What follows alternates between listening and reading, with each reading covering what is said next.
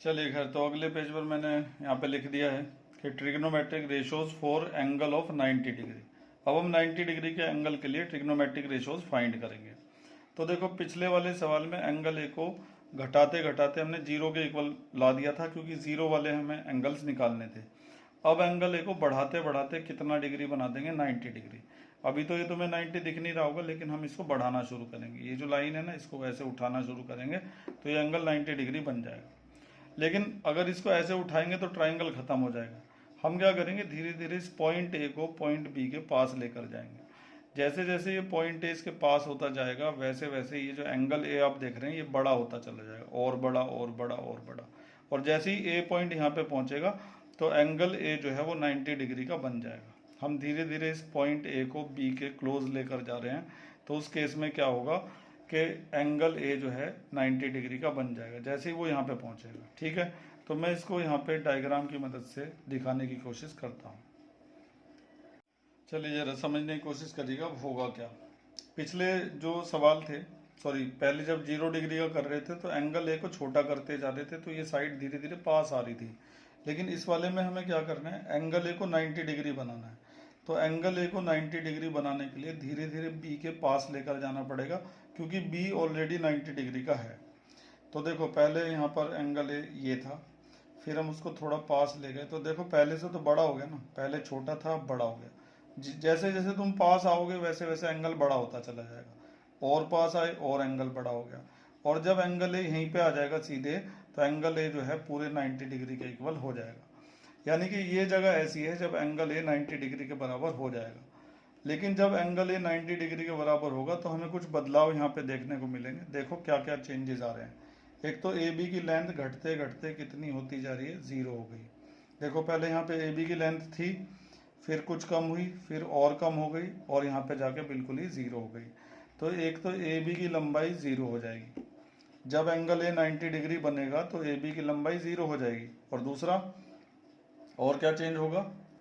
दूसरा चेंज ये आएगा, देखो ए सी अभी बड़ा था और बी सी छोटा था। अब ए सी पास आया, फिर ए सी और पास आया, अब ए सी और बी सी दोनों एक ही जगह पर आ गए हैं। इस केस में ए सी की लंबाई बी सी की लंबाई के क्या हो जाएगी, इक्वल। बिल्कुल वैसा ही 0 डिग्री में भी हुआ था। जरा देखो, जब हम 0 डिग्री वाला कर रहे थे तो इसमें क्या हुआ था, बी सी की लंबाई 0 हो गई थी। ये था ना, बी सी घटते घटते क्या हो गया था, 0 हो गया था, और ए सी और ए बी हो गए थे एक दूसरे के इक्वल। और 90 वाले में क्या होगा, 90 वाले में ए बी की लंबाई घटते घटते क्या हो जाएगी, 0 हो जाएगी। ठीक है, और ए सी और बी सी धीरे धीरे एक दूसरे के क्या होते चले जाएंगे, इक्वल होते चले जाएंगे। ये ऐसी जगह है जहाँ पर ए सी और बी सी एक दूसरे को कोइंसाइड कर गए हैं। कोइंसाइड मतलब दोनों एक ही जगह पर मौजूद हैं। यहीं ए सी है और यहीं क्या है, बी सी है।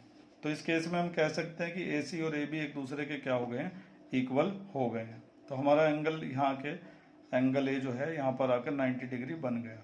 अब अगर मान लो हमें साइन 90 की वैल्यू निकालनी है तो कैसे निकालेंगे, ध्यान से देखना।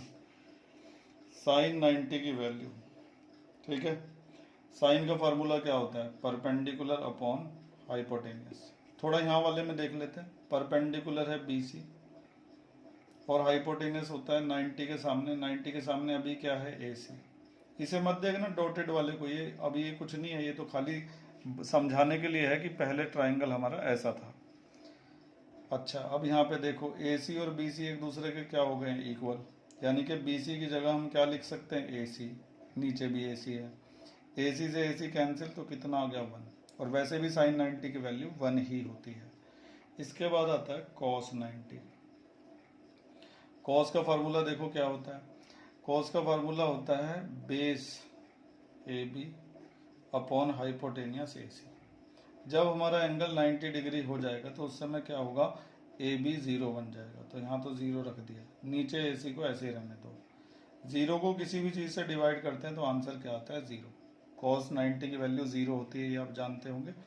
अब आती है बारी किसकी, टेन 90 की। ठीक है, टेन का फॉर्मूला होता है परपेंडिकुलर अपॉन बेस, यानी कि B C upon A B. अब जब एंगल ए 90 बनेगा तो बी सी और ए सी एक दूसरे के क्या हो जाएंगे, इक्वल। लेकिन ए बी जो है वो क्या बन जाएगा, 0। तो ए बी की जगह हम क्या रख देंगे, 0 रख देंगे। ठीक है, और 0 से किसी भी चीज़ को डिवाइड करते हैं तो आंसर आता है अनडिफाइंड या फिर इन्फिनिटी, और 10 90 की वैल्यू इन्फिनिटी होती है, ये बात आप अच्छी तरह से जानते हैं। बाकी जो 3 हैं वो भी आप इसी तरीके से निकाल सकते हैं। तो यहाँ पर हमने देखा कि किस तरीके से 90 डिग्री के एंगल की वैल्यू निकाली जाती है। जैसे 0 डिग्री की निकालते हैं वैसे ही 90 की निकालते हैं। 0 डिग्री में इस एंगल को रिड्यूस करते चले जाते हैं, AC धीरे धीरे पास आता जाता है, लेकिन 90 वाले में इसका एंगल को बड़ा करते जाते हैं, और इसको बड़ा करने के लिए एंगल A को धीरे धीरे B के पास लाना होता है। और ऐसा करते समय 2 बदलाव देखने को मिलते हैं। एक तो AB रिड्यूस होकर 0 बन जाएगा, क्योंकि जैसे जैसे ये पास होगा तो AB छोटा होता चला जाएगा, और AC और BC एक दूसरे के इक्वल हो जाएंगे, क्योंकि जैसे जैसे एंगल A पास आएगा तो ये AC धीरे धीरे मुड़ते मुड़ते यहाँ पहुँच जाएगा, एक ही जगह पर दोनों आ जाएंगे। तो इन बदलाव का ध्यान रखिएगा। और ये जो मैंने किया है इसको यहाँ पे मैं जल्दी से एक्सप्लेन कर देता हूँ। तो जो चीज़ें हमने यहाँ पे की है ना इस जगह पर, उनको मैंने यहाँ पे एक्सप्लेन कर दिया है। एक बार मैं आपको पढ़ के सुना देता हूँ। In triangle ABC angle A gets larger. जैसे जैसे एंगल A बड़ा होगा, क्योंकि A B के पास जाएगा तो एंगल A बड़ा होगा, और C उसमें क्या होता चला जाएगा, छोटा होता चला जाएगा। देखो पहले C बड़ा था, फिर और छोटा हुआ, फिर और छोटा हुआ, और यहाँ जाके ख़त्म ही हो गया, 0 हो गया। Angle C gets smaller and smaller and the length of side AB goes on decreasing. Side AB की जो लंबाई है वो लगातार घटती चली जाएगी। पहले बड़ी थी, फिर और छोटी हुई, फिर और छोटी हुई, फिर 0 हो गई। Finally when angle A is very close to 90, जब एंगल A 90 के बहुत ही पास पहुंच जाएगा, angle C become very close to 0, angle C खत्म होकर 0 बन जाएगा। And AC coincide with BC। Coincide का मतलब है दोनों लाइनें जब एक ही प्लेस पर आ जाती हैं, AC जो है वो BC को क्या कर जाएगी, कोइंसाइड कर जाएगी, मतलब दोनों एक ही जगह पर आ जाएंगी। देखो पहले AC ऐसे थी, फिर ऐसे हुई, फिर ऐसे हुई, अब बिल्कुल सीधी हो गई। तो मतलब जो यहाँ पे किया है, जो यहाँ समझाया है, वो मैंने यहाँ पे थियोरेटिकली लिख दिया है। तो जब भी कभी 90 डिग्री का आएगा करने के लिए, वैसे तो आज तक आया नहीं कभी, फिर भी तुमने एक अच्छी जानकारी ले ली है, तो कभी अगर आ जाता है तो आप ये सारा एक्सप्लेन करेंगे। ज़्यादा मुश्किल नहीं है, सिंपल है। जो चीज़ें आपने यहाँ दिखाई हैं उन्हीं को एक्सप्लेन करना है, और ये तो निकालना आप इजीली जानती हैं। तो इस तरह से आज का लेक्चर कंप्लीट हुआ। बहुत ही ज़्यादा इंपॉर्टेंट लेक्चर था समझने वालों के लिए, जो चीज़ों को अच्छे से समझना चाहते हैं उनके लिए ये लेक्चर बहुत ही इम्पोर्टेंट था। उम्मीद है कि सारी चीज़ों को आप अच्छी तरह से समझ गए होंगे। मिलते हैं अगले लेक्चर में। आज के लिए बस इतना ही। Thank you.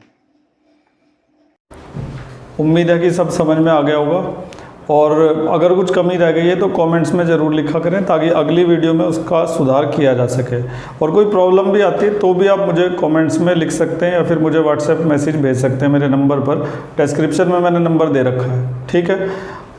और अगर आपने चैनल सब्सक्राइब नहीं किया हुआ है तो सब्सक्राइब ज़रूर कर लीजिए, ताकि समय समय पर आपको मैथ और साइंस की इसी तरह की इंफॉर्मेटिव वीडियो मिलती रहे। Thank you.